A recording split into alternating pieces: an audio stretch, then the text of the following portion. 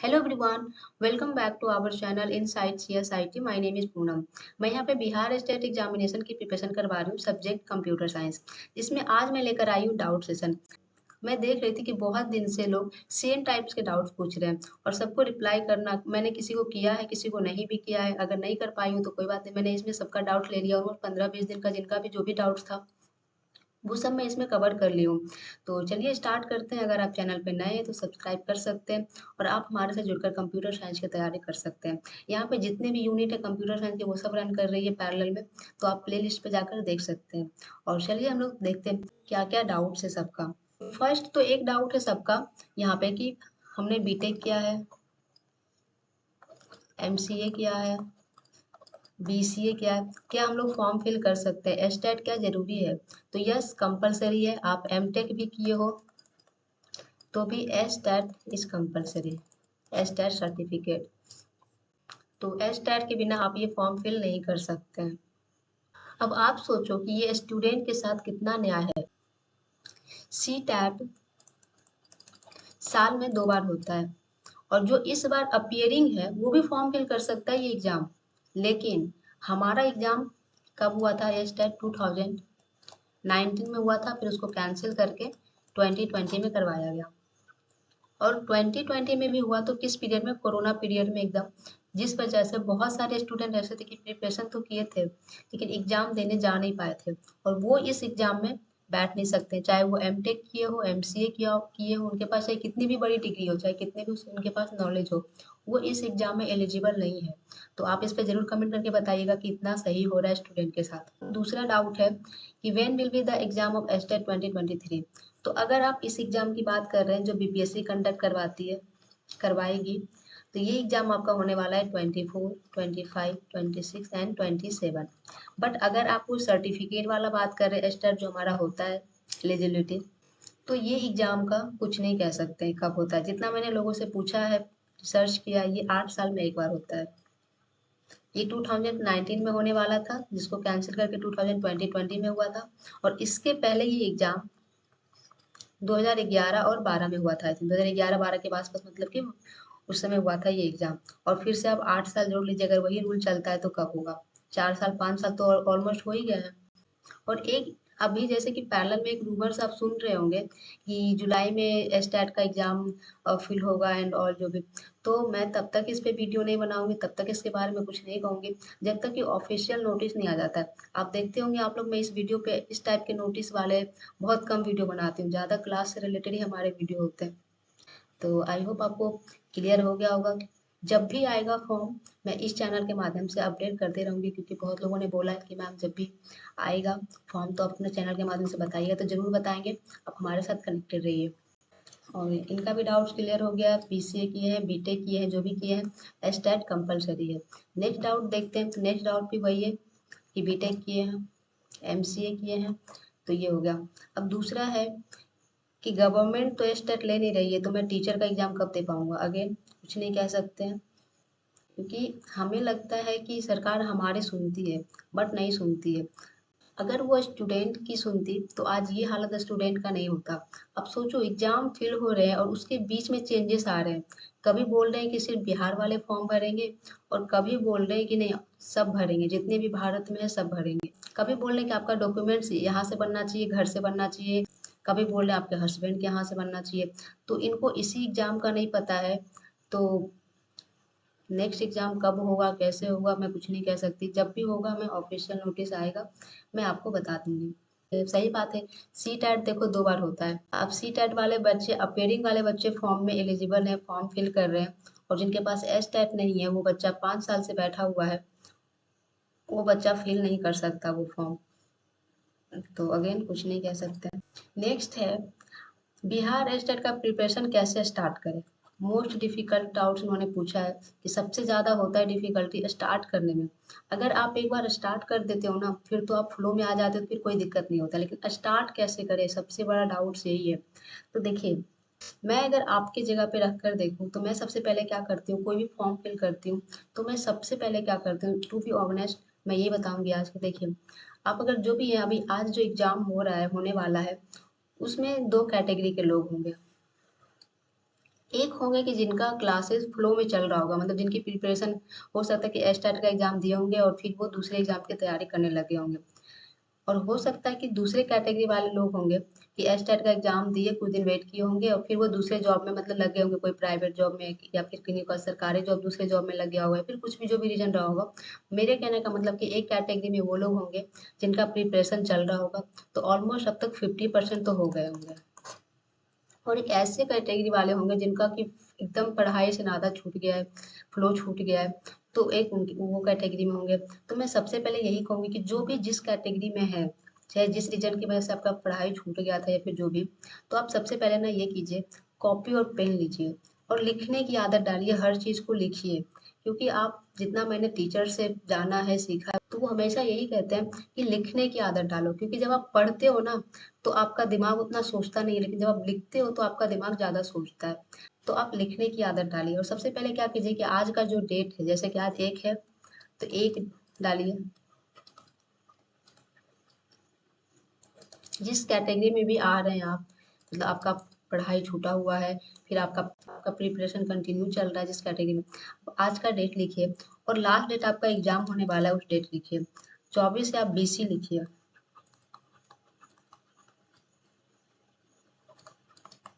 अब इस दिन में देखिए कि आपके कितने दिन बच रहे हैं, ऑलमोस्ट 50 डेज़, 30 दिन पूरा इस महीने हो गए, 30 से 31 दिन और 20 दिन उधर हो गए, 50 डेज। तो यहाँ से आप ये पता कीजिए कि आपका सिलेबस कितना है। सिलेबस आपका दो कैटेगरी में है, हिंदी है, इंग्लिश है, और आपका एक है मेन पेपर। तो आप इन दोनों में देखिए कि आपका मेन पेपर कितना कंप्लीट है और हिंदी इंग्लिश वाले। अब जैसे देखो हिंदी इंग्लिश में क्या है, पासिंग मार्क लाने हैं और इसमें आपको अच्छे मार्क्स लाने हैं, क्योंकि इसी के मार्क्स आपको जुटेंगे। तो ये तो आप क्या कीजिए, कंटिन्यूअस एक वीडियो कोई भी एक टीचर को फॉलो कीजिए और उनको देखिए, कंटिन्यू हो जाएगा। बात आता है इस पेपर की, तो आप इस पेपर में देखिए कि आपका प्रिपरेशन कितना हो चुका है और कितना रहने वाला है। सिलेबस उठाइए, एनसीईआरटी जैसा कि मेंशन किया हुआ है, तो आप एनसीईआरटी उठाइए और उसमें देखिए कि आपका कितना कवर हो चुका है या फिर कितना कवर हुआ है और कितना कवर अभी हमको करना है इस 50 दिन में। और उसके अकॉर्डिंग आप रूटीन बनाइए और उसको फॉलो कीजिए। और मैं यही कहूँगी, आप कोई भी 1 से 2 टीचर इनफ होते हैं, इससे ज़्यादा आप मत देखिए। आप जिसके वीडियो, जिसके क्लासेस आपको अच्छे लगते हैं, आप उनके क्लासेस देखिए, आप कंसिस्टेंसी रखिए। आप 1-2 टीचर को फॉलो कीजिए और कंटिन्यू देखिए। ऐसा नहीं कि आज उसका वीडियो देख लिए, कल उसका वीडियो देख लिए, परसों उसका वीडियो देख लिए, नहीं। आप एक टीचर, 1 से 2 टीचर को पकड़िए और उनको कंटिन्यू फॉलो कीजिए।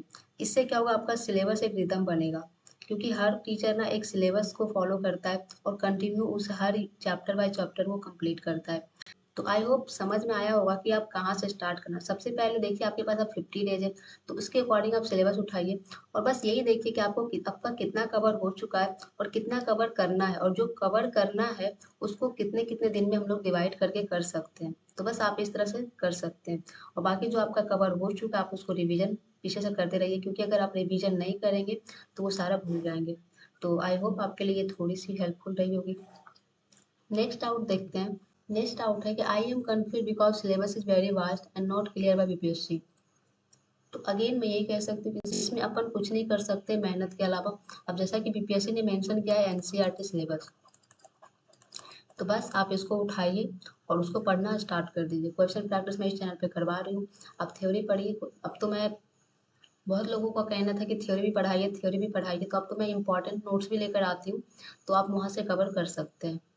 बाकी नेक्स्ट क्वेश्चन है कि इस एग्जाम में डिफिकल्टी लेवल कैसे एक्सपेक्ट करें, कि कैसा क्वेश्चन आएगा। तो देखिए इस पे हम और आप दोनों ही सेम फेज पे हैं, ना हमारा कोई जानकार है, ना भी हमारा कोई कनेक्टेड है वहाँ से, ना ही आपका।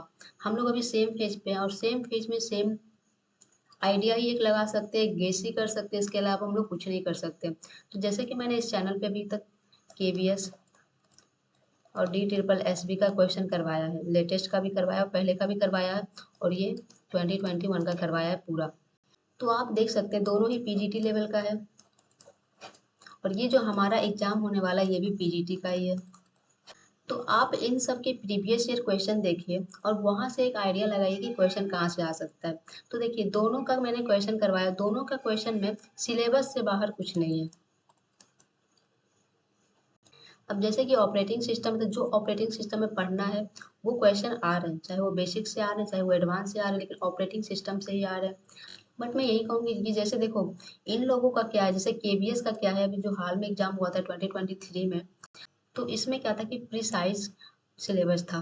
इसमें मेंशन किया हुआ था कि इस यूनिट से आपका इतने मार्क्स का आएगा, इस यूनिट से आपका इतने मार्क्स का आएगा। जैसे इस बार जो एग्जाम हुआ था केवीएस का, उसमें पाइथन और डेटा हैंडलिंग से क्वेश्चन ज़्यादा था और सिलेबस भी वैसे ही डिजाइन किया गया था।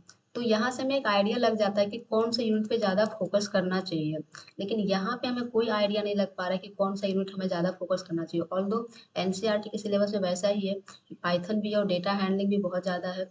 आप सिलेबस देखिएगा तो आप उसके अकॉर्डिंग आप एक आइडिया लगा सकते हैं कि एग्जामिनेशन में कैसे क्वेश्चन आते हैं। जैसे कि आप देख सकते हैं कि डी ट्रिपल एस बी का जब मैं क्वेश्चन करवाते थे, इसके डिफिकल्टी लेवल थोड़े से मतलब कि अच्छे हैं।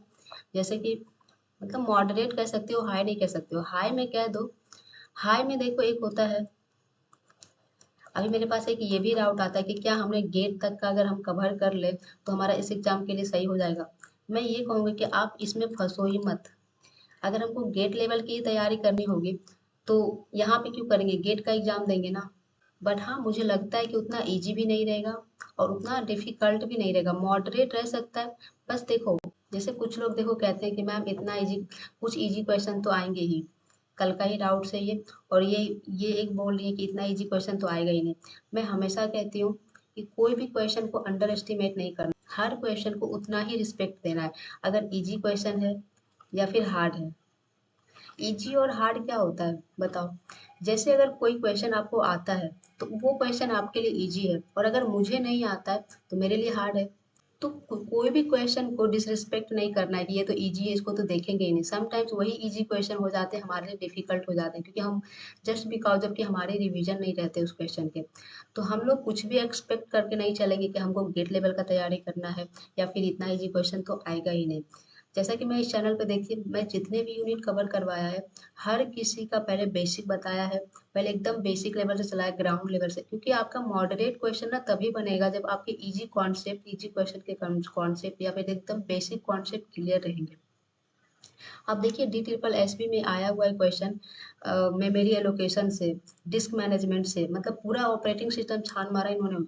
बेसिक्स एकदम मतलब जो भी लास्ट चैप्टर है, लास्ट टॉपिक है, वहां से भी क्वेश्चन आया है, पेजिंग से। तो मतलब कि हम प्रीवियस ईयर क्वेश्चन को देखकर ये लेवल लगा सकते हैं कि हाँ एग्जामिनेशन में कैसे कैसे आएंगे। तो मैं अभी यही कहूँगी जितना ज़्यादा से ज़्यादा हो सकता है प्रीवियस ईयर क्वेश्चन देखिए, एनालिसिस कीजिए और उसके क्वेश्चन सोल्व कीजिए। जैसे डी ट्रिपल एस बी हो गया, केवीएस हो गया, एनवीएस हो गया, और आप यूजीसी नेट का क्वेश्चन ले सकते हो। जो बेसिक क्वेश्चन है आप वहां से देखिएगा। तो इसमें भी क्वेश्चन ना, कुछ क्वेश्चन ऐसे होते हैं कि बहुत ही इजी आ जाते हैं और कुछ क्वेश्चन ऐसे होते हैं कि थोड़े से डिफिकल्ट होते हैं। तो आप यहाँ का ले सकते हो क्वेश्चन, लेकिन मैं ये बिल्कुल सजेस्ट नहीं करूंगी, गाइड नहीं करूंगी किसी को कि आप गेट लेवल की पढ़ाई करो। ऐसा ना हो कि गेट लेवल की पढ़ने के चक्कर में आपका बेसिक छूट जाए और वहां से क्वेश्चन आ जाए। गेट लेवल के लिए हमें गेट की जब तैयारी होती है तो साल में एक बार होती है, पूरा एक साल दिया जाता है प्रिपरेशन के लिए, और आप सोचो आप 2 महीने में कितना तैयारी कर लोगे गेट लेवल की। तो इसमें मत फंसो आप, मैं यही कहूँगी बार बार। आप केवीएस का देखिए, डी ट्रिपल एस बी का देखिए, एनबीएस का देखिए, इन सब के क्वेश्चन प्रीवियस से ज़्यादा से ज़्यादा लगाइए। मैं इस चैनल पे करवाती हूँ, जितना भी मेरे से हो पा रहा है मैं करवा रही हूँ, और आप अपने एंड से भी क्वेश्चन प्रैक्टिस कीजिए। मैं बस इतना कहूँगी कि आप जिस यूनिट को भी कर रहे हैं कवर, तो एकदम अच्छे से कीजिए, कॉन्सेप्ट वाइज कीजिए। ऐसा नहीं कि सिर्फ कंप्लीट करने के लिए कवर कर रहे हैं। जैसे आपने ऑपरेटिंग सिस्टम कवर किया, नेटवर्किंग कवर किया, डीबीएमएस कवर किया, तो जिस यूनिट को भी आप कवर कर रहे हैं ना, ऐसा होना चाहिए कि अगर इस यूनिट से क्वेश्चन आते हैं तो नहीं छूटना चाहिए। ऐसा नहीं कि आपने 10 यूनिट कंप्लीट कर लिया और क्वेश्चन आ रहे थे, यहाँ से भी कंफ्यूज हो रहे हैं, यहाँ से भी कंफ्यूज हो रहे हैं, यहाँ से भी कंफ्यूज हो रहे हैं, वैसा नहीं होना चाहिए।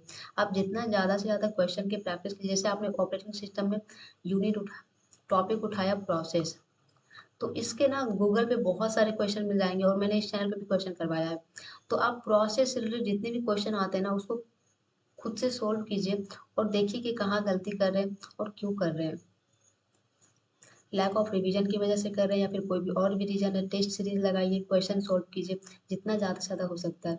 तो इस तरह से क्वेश्चन सोल्व कीजिए कि जिस यूनिट से अगर हमने कवर कर लिया है तो उसके क्वेश्चन नहीं छूटने चाहिए। तो ऐसा प्रिपरेशन होना चाहिए।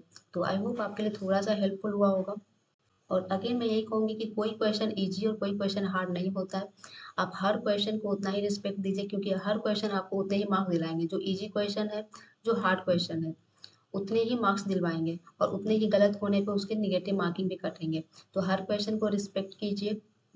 और नेक्स्ट डाउट है कि निगा की पीडीएफ क्यों नहीं अपलोड हो रहा है। तो देखिए, आज मैंने थोड़ा सा, वैसे तो मैं यहाँ पे ये सब चीज़ें डिस्कस नहीं करती हूँ, लेकिन मैं आज आप लोगों को बताती हूँ।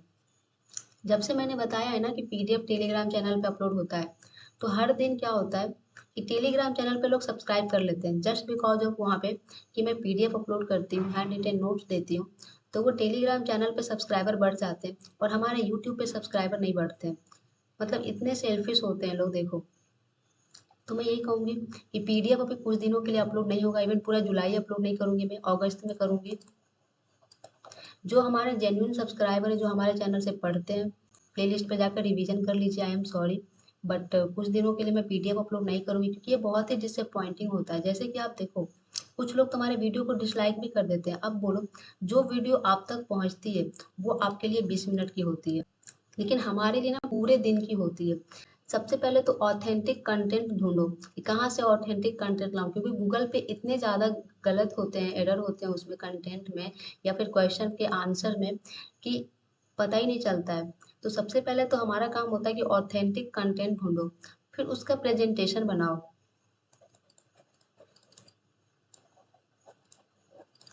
और उसके बाद रिकॉर्ड करो, और उसके बाद एडिट करो, और फिर अपलोड करो। इतने सारे प्रोसेस के बाद इसमें हमारा समय लगता है, टाइम लगता है, मेहनत लगता है, पैसा लगता है। और फिर मैं आपसे क्या एक्सपेक्ट करती हूँ, एक सब्सक्राइब, अगर वीडियो अच्छी लगी हो तो लाइक कर दीजिए, कमेंट करके बताइए।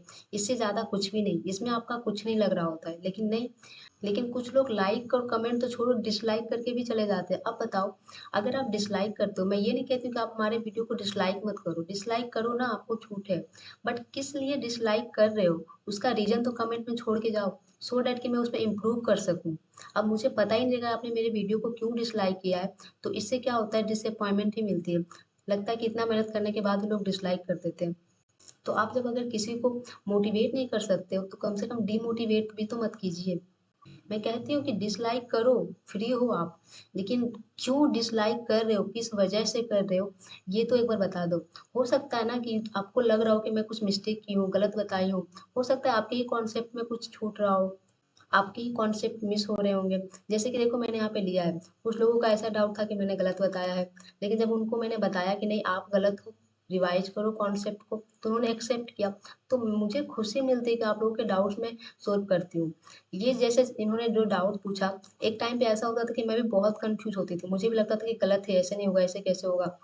ये दोनों क्वेश्चन मेरे डाउट्स में ही से एक है, लेकिन देखो आज मैं दूसरे का डाउट सोल्व कर रही हूँ ऐसे क्वेश्चन का। तो आपको जहाँ भी डाउट्स होता है, जो भी प्रॉब्लम है, आप कमेंट सेक्शन में लिख दो ना। मैं तो सबके कमेंट का रिप्लाई देती हूँ। तो आप कमेंट में बताओ कि किस वजह से आपको लग रहा है। हो सकता है कि आपके ही कॉन्सेप्ट क्लियर ना हो और उस वजह से आप मुझे बोल रहे हो कि मैं गलत पढ़ा रही हूँ, या फिर कुछ भी मिस्टेक हो सकते हैं ना, सबसे होते हैं, हमसे भी होते हैं, होते रहेंगे, हो सकता है, ह्यूमन है और आगे भी होगा। अब जैसे देखो, कल का एक क्वेश्चन है, तो मैं यहाँ पे डिस्कस कर लेती हूँ, मैंने लिया है। जैसे कल के क्वेश्चन में फिर से इन्होंने बोला है, तो मैं इन लोगों को निगेटिव के लिए यहाँ पे नहीं लिया, मैं पॉजिटिविटी के लिए है कि आप लोग कमेंट करके बताओ। ऐसा नहीं है आप लोग डिसलाइक करके चले जाते हो, आप लोग कमेंट करो कि हाँ यहाँ पे आपने गलत पढ़ाया, बेझिझक बोलो, छूट है, मैं तो रिप्लाई देती हूँ। आप डिस्कस करोगे तब तो चीज़ें क्लियर होगी। अब जैसे देखो, कल इन्होंने मैसेज किया है, तो मुझे लगा कि इसमें यहाँ पे डाउट सेशन में मैं ले लेती हूँ ये क्वेश्चन, सो डैट कि बहुत लोगों का डाउट्स होगा। जैसे देखो, यहाँ पे एक क्वेश्चन है, व्हाट इज अ ब्रांड, और उसमें ऑप्शंस है।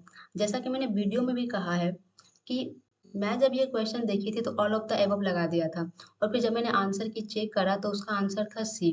तो मैं फिर भी कंफ्यूज हो गई कि सी सिर्फ कैसे होगा। तो मैंने इस क्वेश्चन पे, आप बिलीव नहीं करोगे, मैंने बहुत सारे लोगों से डिस्कस किया है, मतलब घंटों डिस्कस किया है। एक्चुअली ये क्वेश्चन देखने में बहुत ही ईजी लग रहा है, लेकिन बिलीव मी, क्वेश्चन ना हार्ड होते ही नहीं है, उसके ऑप्शंस हार्ड बना देते हैं। आपको लगेगा कि ये तो अभी जब आप पढ़ रहे हो तो लगेगा ये तो क्वेश्चन ईज़ी है, जब आप एग्ज़ाम में जाओगे तो ऑप्शंस ऐसे-ऐसे मिलेंगे ना, लगेगा कि सब कन्फ्यूज़ हो जाओगे कि ये ऑप्शन होगा, ये ऑप्शन, सब लगेगा कि सेम ही है, सब लगेगा सही ही है। तो वैसा ही एक क्वेश्चन यहाँ पे है, व्हाट इज़ अ ब्रांड? अब देखिए इसका फर्स्ट ऑप्शन देखिए, the name of company that made computers. ये कहाँ से गलत है? ये भी तो ब्रांड ही होता है ना, जैसे एक एचपी हो गया, डेल हो गया, जो कंपनी बना रही है कंप्यूटर वो भी तो एक ब्रांड ही है ना। तो ये ऑप्शंस भी एक हिसाब से सही ही है। दूसरा है the name of product a company gives to identify its product in market. ये भी सही है कि एक आइडेंटिफिकेशन देता है प्रोडक्ट का, तो ये भी सही है। Name of class to indicate all similar product. अब जैसे इसके अनुसार देखिए तो ऑल सिमिलर प्रोडक्ट, जैसे कि हम शू का लेते हैं, तो जैसे बाटा होता है, एडिडास होता है, पूमा होता है तो शूज ही ना, बट ये क्या है, डिफरेंट डिफरेंट कंपनी का है। तो आप बताइए कि ये ऑप्शन कहाँ से गलत है? लेकिन मैंने इसमें बहुत सारे डिस्कस किया और आंसर की में भी सी था, इसलिए मैंने सी को यहाँ पे अप्रोच किया। और यहाँ पे देखिए सी में मेंशन है ऑल सिमिलर प्रोडक्ट, ऐसा नहीं है कि ओनली प्रोडक्ट, यहाँ पे देखो लिखा है name of product a company gives to identify its product in market. सिर्फ प्रोडक्ट तो नहीं, सिर्फ प्रोडक्ट तो ब्रांड नहीं होते ना, सिर्फ प्रोडक्ट तो ब्रांड नहीं होते ना, कंपनी भी तो हो सकते हैं ना ब्रांड। अब जैसे एप्पल है, ये कंपनी भी है और ब्रांड भी है, लैपटॉप के लिए है। तो इस वजह से मैंने सी को ज़्यादा वैल्यू दिया इंस्टेड ऑफ बी। तो हो सकता है कि मैं भी गलत हूँ यहाँ पे, हो सकता है, और हो सकता है कि समटाइम्स आपके कॉन्सेप्ट में भी क्लियरिटी ना हो, इस वजह से आपको लग रहा हो कि गलत है। तो आप डिस्कस करो, कमेंट सेक्शन में बताओ, जिससे कि आपका भी चीज़ें क्लियर होगा और हमारा भी क्लियर होगा। तो आई होप आज सबका डाउट्स मैंने ले लिया जिनका भी था। अ, यहाँ पे मैंने एक स्टोरी लगा दिया है, आप लोग पॉज़ करके देखिएगा। बेसिकली मैंने इसलिए लगाया था क्योंकि अभी हाल-फिलहाल मैंने देखा कि हमारे 2 वीडियो पे डिसलाइक आ गए थे और मैं थोड़ी डिसअपॉइंटमेंट हो गई थी। तो मैं जब भी डिसअपॉइंटमेंट होती हूँ, जब भी मुझे परेशानी होती है कि इतना मेहनत करने के बाद लोग डिसलाइक कर देते हैं एंड ऑल, तो मुझे ये स्टोरी याद आ जाती है। और दूसरा कि मुझे लगता है कि जब sir APJ Abdul Kalam sir के वीडियो पे जब डिसलाइक आ सकते हैं, तो हमारे वीडियो पे तो क्या ही चीज़ है, हम और आप तो क्या ही चीज़ है। तो कोई नहीं, जिनको डिसलाइक करना है करने दीजिए, कोई बात नहीं। And thank you so much for watching this video and wait for next video.